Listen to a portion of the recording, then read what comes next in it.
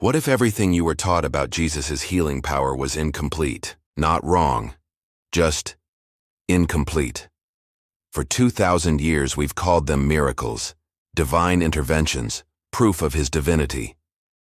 But what if they were something else entirely? What if Jesus wasn't performing supernatural acts that defied the laws of the universe, but operating according to deeper laws that we've simply forgotten? There was a man who spent 40 years in trance, accessing what he called the Akashic records, a cosmic library of all knowledge, all lifetimes, all truth. His name was Edgar Cayce. And when people came to him desperate for healing, dying, broken, he would enter that trance state and speak, not as himself, but as something vaster. And time again, the source speaking through him would point to one figure above all others, Jesus. Not the sanitized version we know from Sunday school, but Jesus the healer. Jesus who understood the hidden connection between body and soul. Jesus who saw illness not as punishment, but as a soul-deep pattern that could be dissolved. Cayce's readings on Jesus' healing methods are among the most profound and most forgotten teachings in modern spirituality. Because they don't just explain what Jesus did, they explain how he did it. And more importantly, they reveal that the same healing power Jesus demonstrated isn't exclusive to him. It's dormant within every single one of us. This isn't about religion. It's about remembering what you are. It's about understanding that when Jesus healed the paralytic, the blind, the diseased, he wasn't just fixing bodies. He was restoring the relationship between body and soul. He was activating something that had gone dormant. He was reminding people of their wholeness. And Edgar Cayce spent his life trying to show us how to do the same. So stay with me, because by the end of this you'll understand Jesus' healing power in a way that will change how you see illness, how you see yourself, and what's actually possible when body and soul remember they were never meant to be separate. Edgar Cayce didn't want to be a mystic. He wanted to be a photographer. But life had other plans. In 1901, he lost his voice. Doctors couldn't explain it. Hypnotists couldn't fix it. But when Cayce entered a self-induced trance, something extraordinary happened. He diagnosed his own condition, prescribed a treatment, and woke up healed. Word spread. People came.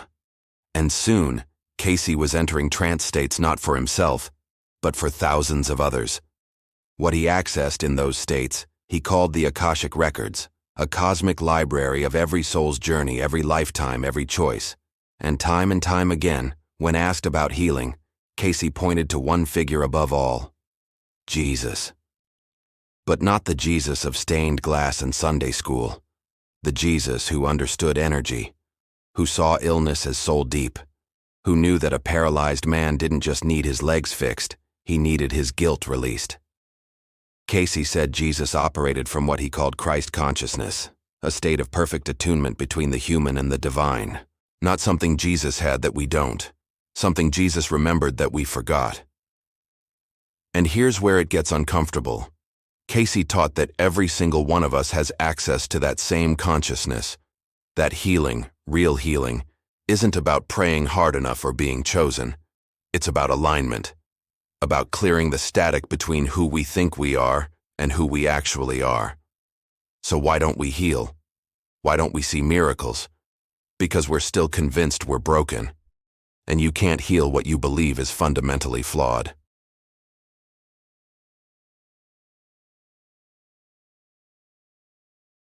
Here's something Cayce said that will make modern medicine uncomfortable. Every cell in the body has consciousness. Not metaphorically. Literally. Your liver remembers. Your spine holds memory. Your blood carries the imprint of unresolved anger, generational trauma, karmic debt. The body isn't just meat and electricity. It's a living record of every choice, every wound, every lifetime you've ever lived. And Jesus?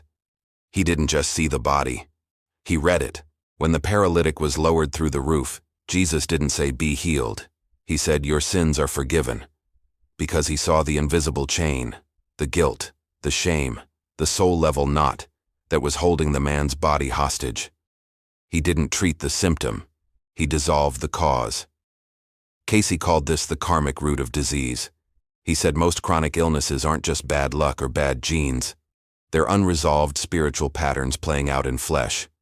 Autoimmune conditions, often linked to self-hatred or inner conflict. Migraines, suppressed creativity or unexpressed truth. Cancer, sometimes the body's way of holding on to rage it doesn't know how to release. This isn't about blame, it's about seeing, because once you see the pattern, you can change it. Modern medicine treats the body like a machine. Jesus treated it like a temple, one that had been occupied by forces it didn't recognize. And his healings, they were exorcisms of the soul made visible. But here's the part we miss. Jesus never did the healing for them. He activated something within them. He said, "Your faith has made you well, not my power, yours. You just forgot you had it." Now we go deeper. Because there's a question no one wants to ask. Why do we hold on to illness? Cayce said something that will disturb you. Sometimes, the soul chooses sickness, not consciously, but as a teacher, as a way to slow down, to pay attention, to burn off karma that words alone can't touch. He called it soul memory. The idea that before you were born, your soul looked at the ledger, what you learned, what you still owe, what you need to master, and chose a body, a family, a set of circumstances that would force you to face it. Sometimes that means illness. Sometimes it means pain. But here's the twist. Once the lesson is learned, the illness has no reason to stay. And that's when healing becomes possible. Jesus knew this. That's why he asked the man at the pool of Bethesda, "Do you want to be healed?" 38 years of suffering, and Jesus asks him, essentially, "Are you sure you want to let this go?" Because some part of us is terrified of healing. Some part of us has built an identity around being sick, being wounded, being the one who suffers. And to heal would mean to let that identity die. That's why Cayce emphasized willingness. He said healing doesn't come from desperation, it comes from surrender. From finally saying, "I am ready to be someone new." And the body hears that. The cells respond. The karmic pattern loosens its grip. But you have to mean it. You have to be willing to give up the story. So how did Jesus do it? What was the mechanism?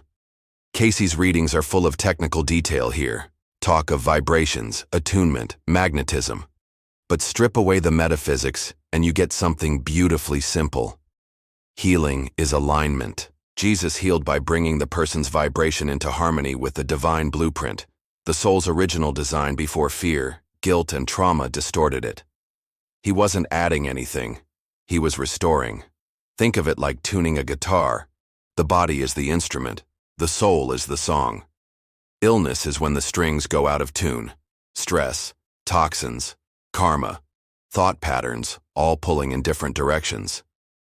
Jesus didn't restring the guitar. He reminded the strings what note they were supposed to play. And he did it through presence, through attunement, through seeing the person not as they were but as they truly are. Whole, eternal, holy. Cayce said this is why Jesus touched people when he healed them. Not because touch was magic, but because it was transmission. His nervous system spoke to theirs. His energy field recalibrated theirs. His certainty dissolved their doubt. Modern science is only now catching up to this. We know now that trauma is stored in the nervous system, that emotions create chemical cascades. That belief alone can activate the placebo effect, or its opposite. Cayce knew this a century ago. Jesus knew it 2,000 years ago. But here's what both of them also knew. You can't heal someone who doesn't want to see themselves differently. That's why Jesus said, "Go and sin no more." Not because he was moralistic, but because sin, in Cayce's interpretation, means missing the mark, falling back into old patterns, returning to the vibration that created the illness in the first place. Healing isn't a one-time event. It's a choice you remake every single day. All right. Enough philosophy. Let's get practical.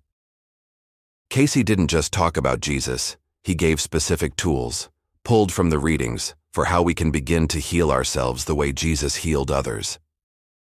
First, prayer and meditation, but not begging, not bargaining. Cayce called it attuning, sitting in silence and aligning your mind with the infinite. He recommended specific prayers, like the Lord's Prayer, but said slowly, feeling every word as a vibrational shift. Prayer, he said, is the soul broadcasting its signal. Meditation is listening for the response. Second, castor oil packs.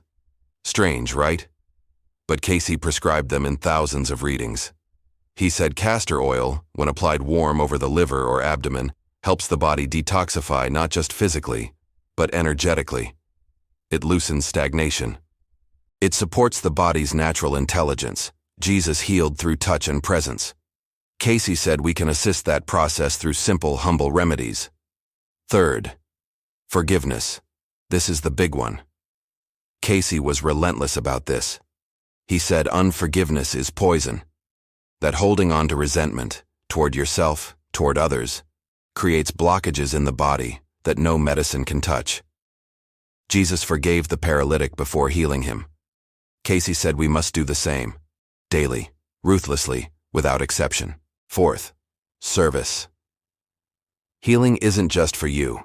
Cayce said the quickest way to heal yourself is to help someone else heal, because in service, you stop identifying with your wound. You remember you're here for something bigger. These aren't just nice ideas. Cayce saw them work, again and again, in the lives of people who applied them.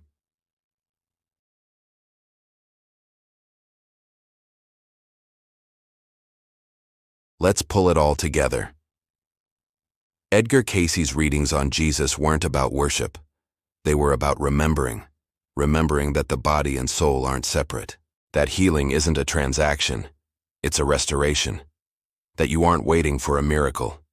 You are the miracle, asleep. Jesus healed because he saw people as they really are, not broken sinners, but infinite souls temporarily wearing flesh. And when he looked at them that way, their bodies had no choice but to respond. Because the soul always knows the truth. You are not your illness. You are not your trauma. You are not the sum of your wounds. Those are costumes, roles, patterns the soul took on to learn, to grow, to burn through the karma of forgetting. But you can remember, right now, not someday, not after enough therapy or the right retreat or the perfect healer. Now. Because Christ consciousness isn't a man. It's a state, a frequency, a way of seeing yourself and the world that dissolves separation and restores wholeness. And Cayce said, over and over, that it's not reserved for saints. It's your birthright. You just have to claim it. So here's where we are. You've just spent the last few minutes hearing something most people will never hear. That healing is possible. That it's not about luck or genetics or divine favoritism, but about alignment, about remembering, about choosing to see yourself the way Jesus saw the people he healed, whole, already. Maybe that scares you. Maybe it excites you. Maybe you don't believe it yet. That's okay. But something in you clicked play on this video. Something in you is ready to remember. So what do you do now? You start small. You forgive one person today, even if it's yourself. You sit in silence for 5 minutes and just breathe, no agenda. You place your hand on your heart and say, I am more than this body. I am more than this pain. And you trust that the intelligence that spins galaxies and orchestrates every cell division in your body is listening. Because it is. It always has been. This is the path Edgar Cayce pointed to. This is the healing Jesus embodied. And this is the journey we're all walking. Together. If this message resonated with you, stay with us. Subscribe. Let's keep walking this path together. Because the world doesn't need more information. It needs more people willing to remember who they really are. See you in the next one.